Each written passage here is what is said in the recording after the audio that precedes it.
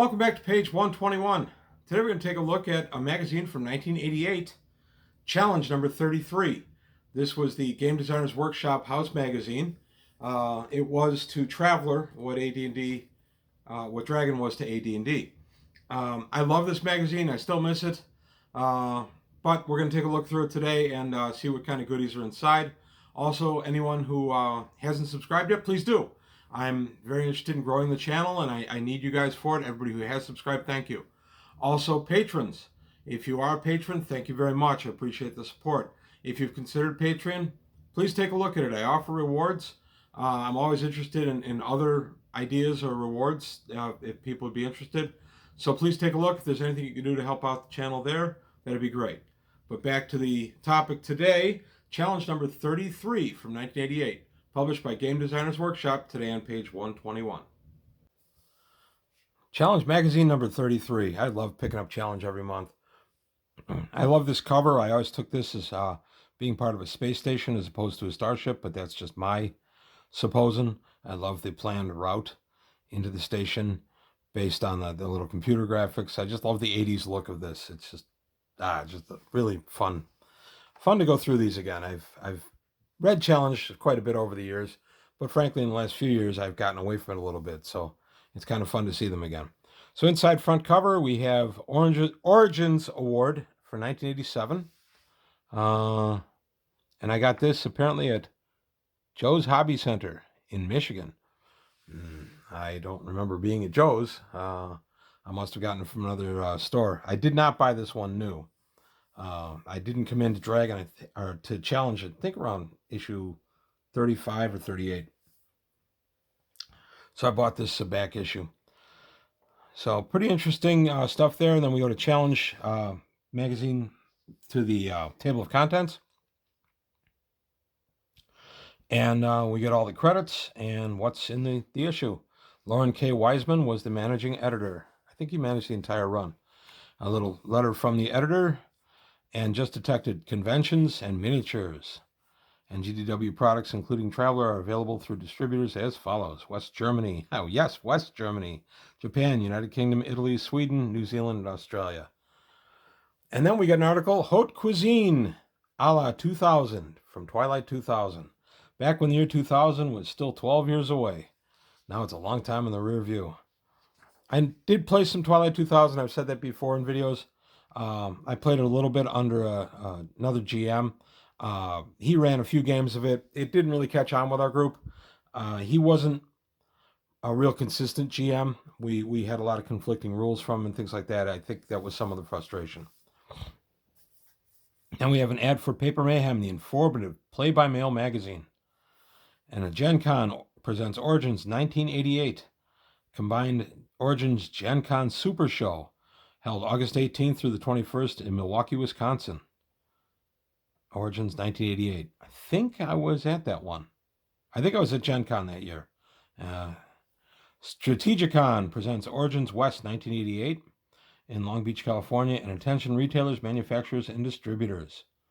There is a trade show that you could go to 30-some years ago in Las Vegas. Here's an equipment list for Twilight 2000. Some more tanks and vehicles if you need them. And then we get the fine ads for the FASA. No, these aren't FASA. These are Game Lords. Game Lords, the undersea environment, mountain environment, Drenselar Quest, Ascent to Anekthor, the desert environment with Dune Raiders. And then we get the Pilot's Guide to Drexilthar subsector, Wanted Adventurers, Startown Liberty, and Lee's Guide to Interstellar Adventure. I always liked Lee's Guide. Always just a fun one. Game Lords, I believe this was. And then we get the little magazine flap, so you can subscribe to the magazine. Another article for Twilight 2000, the USSR in 2000, Part 2. And we have an ad for Strategicon. Presents Origins West 1988 in Long Beach, California. We get Soviet nuclear targets in the Twilight 2000 aftermath. We get a Twilight survey GDW asked the players and referees of Twilight 2000 answer the questions below. This helps you shape the game. This was before online polls and before online period. You got an opportunity to respond in the survey, and you could send it off, and they would hopefully shape some of their story to how you wanted it. The Traveler News Service. I always loved this, especially in these days, because this is how we were getting our information on the rebellion. When Strephon was killed and Dalinar tried to take the throne, and Lucan ends up ascending the throne. That's Strephon's nephew. I'm doing a whole series on that. I don't know if you've seen it, but this is how we got our information. Delta Force Companion, right on target. Delta Force Companion is coming soon from Task Force Games. And Viceroys, Explore, Exploit, and Conquer the New World out of Amarillo, Texas. Then for challenge, we get Lone Wolf. And this is for 2300? Yes, this is a 2300 adventure with a ship status sheet. The adventure continues through. Huh. I always love these little sheets. They can be a little confusing sometimes. Nice tactical display. These were hard to come by in the 80s. So pretty exciting to get your hands on anything like this. So continuing through the 2300 article. I did play 2300 a little bit. I had some of the books. It never caught on to me. I like, if I'm going to play a space game, I'm going to play a game like Traveler, which is going to be high space adventure and far away from Earth and things like that. 2300 just didn't do it for me. I don't dislike it. It's just it didn't catch on. And it definitely did not catch on with our group. So staying with 2300, that's a long article. Wrecked Enterprises is coming. Software for Mega Companion for the Amiga C64, C128, and the IBM PC. I'm assuming, Amiga, Commodore 64, Commodore 128, and the IBM PC. Supplements for Mega Traveler, Black Friday, Psionic Handbook, and Speaker Center. Inquiries welcome, New York, New York. Woohoo! Computers. You can use computer right with your role-playing. Here we have detection ranges for human warships out of 2300. We get the ad for Space Master. I liked Space Master's universe a great deal. Space Master's game system I found to be too slow and cumbersome. You were constantly in a state of looking up new charts and things. And then we have approved for use of Mega Traveler, complete detailed starship deck plans. The System Defense Boat, the Empress Marava, and the Express Boat Tender and Scout Ship. These were brought to us by Seeker. I'm not sure if I have these. I'd have to go through and look. And then we get Traveler, Project Farstar. We get a nice look at some Traveler information. Project Farstar is, let's see, the short-range jump. So this is trying to improve jump capacity. Sustained for Mega Traveler. And it was interesting because some of these adventures you could tell had at least started out as Traveler adventures and got made over into Mega Traveler. And Mega Traveler, the Rebellion, I played for a long time in the Rebellion. You didn't have to include the Rebellion if you didn't want to. My primary campaign was over in the Spinward Marches. So it was very easy to just ignore the events of the Rebellion if I didn't feel like including it. I would include it sometimes as MacGuffins or things like that. And then for a while, I was running down around the Salamani Rim. And that was very active in the Rebellion itself and the ramifications of the Rebellion. So everybody thinks that the minute the Rebellion happened, everything in the original Traveler universe got gutted and you had to go over to this Rebellion scenario. You didn't. You could stay with the scenario that you had and continue the Golden Age. And even if you were in one of the main areas, like the Salamani Rim, where there was a lot of activity, it took a couple of months to years for that to develop even in timeline. So there was no reason that you had to disrupt your regular Traveler campaign as you came over to Mega Traveler. So here we continue with our Project Farstar. And now an ad, you can win fame and free dice. And how do I do this 35 years ago? Readers of the magazine have a chance to win a Game Science 100-sided die free.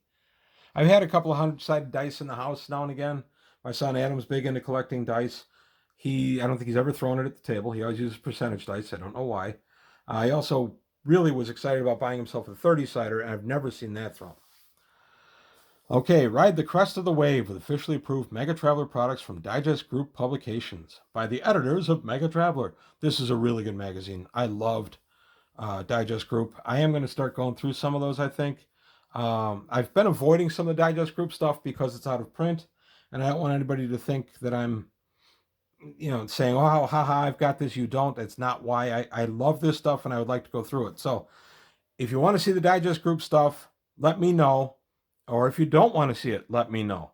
I know that if I was a person watching the channel, I'd be really interested in seeing it. So, but I have both of those products. And the Digest Group Publications was out of Boise, Idaho. And now we have North America in 2300. You can get a nice look. Now, this magazine was really good for fleshing out Twilight 2000 and 2300. Traveler, it would you always have an adventure or some equipment, but it tended to be a little lighter on Traveler. Let's see. Errors and corrections from the Small Arms Guide. Right there. And you can win $1,000 in cash prizes. Win World War II single-handedly in the 1988 GDW Team Yankee Tournament at the Mecca Convention Center in Milwaukee, Wisconsin. Yeah, I was at that Gen Con. I remember going to Mecca a couple of times. Another 2300 AD article, Dave Out. This looks like a colony. Yep, it's a colony, and there's an outpost. Space Gamer Fantasy Gamer is back. Space Gamer, let's see. Oh, it's the magazine Space Gamer. I remember that. I have a few issues of that floating around here somewhere. Stutter Warp Revisited, another 2300 AD article. They're really, really pushing 2300. I know they may put a lot of supplements out for it. I'm not sure how successful 2300 really was. Like I said, I had some of the stuff, but I was the only one in our group that even looked at it. And I ran it a few times, and like I say, it didn't really catch on. 1988 Sigma Awards ballot.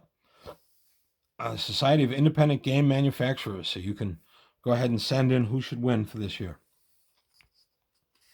Now we get a nice Imperial Intelligence Agency, the Imperial Regency of Intelligence and Security. They also serve who are not seen. Iris. I like any of the intelligence agencies. This was a good way to go on Mega Traveler before everything starts really falling apart. Intelligence is massively important.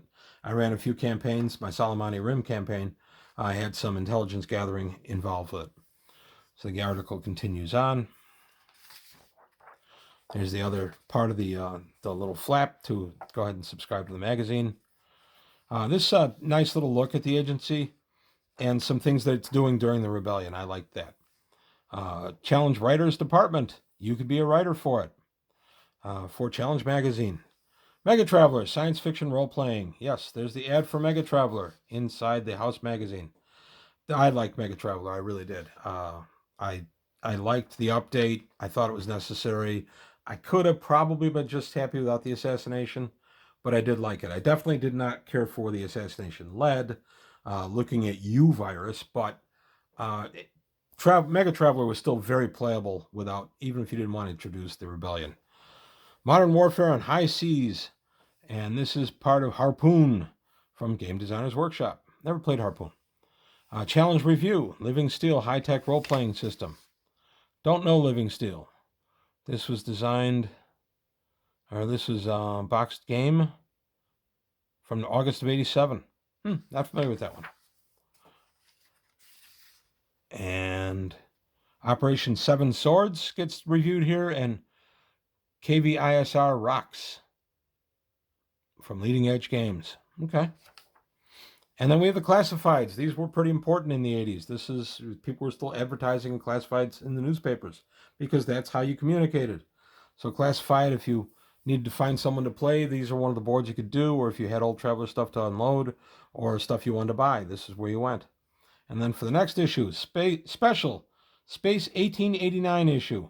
Frank Chadwick and the GDW staff take an in-depth look at Mars and Victorian science fiction as we unveil our new, exciting role-playing environment. Also look for more regular coverage, features, and more. And a new era in gaming is beginning. What do we offer? Seminars? Online games? Wow. Conducting in real-time conference for your convenience. Contests and tournaments. You can call Delphi as your complete online personal and business resource. So if you have a small business or a small game, you can go ahead and call Delphi. And then we have a back ad for 2300 on the tail end of it. I loved the human scale that they put in a lot of the stuff in the 80s. And then we're out. So there's a nice look at Challenge Magazine. As I said, there wasn't a ton of Traveler in some of these simply because they were trying to promote the other house games. That gets even a little more true when Space 1889 comes up. That was not a game I tried. Steampunk is fine. I have no issue with it, but it was never a genre I was interested in gaming in. But there you have it. That's all I've got to say about challenge number 33 from Game Designers Workshop. Let me know what you thought. Please leave comments below. Please like. And if you haven't already subscribed, please do. And I'll see you next time on page 121.